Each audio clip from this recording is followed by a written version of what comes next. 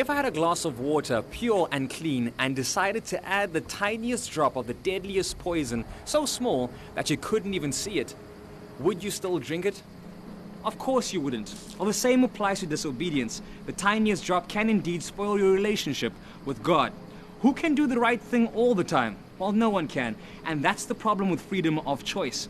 We often find ourselves ignoring God or consciously doing the wrong thing. Part of God's rescue plan was to send his son, Jesus Christ, to earth, to live here. And he was like any other ordinary human being, except he obeyed and honored his Father. Even though he had the power of God to heal the sick, calm the storm, or even walk on water, he consciously decided to lay down his life for us on the cross. But the punishment that he received was far from justified. It's like pouring all the world's poison into a beautiful, clean cup of water.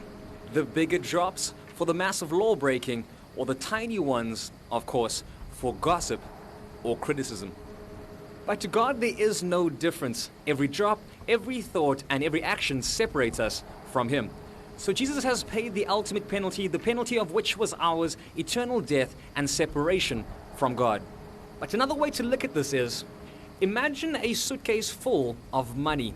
In fact, imagine a cupboard full of money and you owe someone that money. No matter how long or how hard you worked, you could never pay off that debt because it's just that huge. What if you got to meet the son of the person you owed the money to, and because of your good friendship, he decided to pay off your debt so that you wouldn't have to? How would you feel about that son? Or the same thing applies to Jesus Christ as he settled our debts of our disobedience on the cross.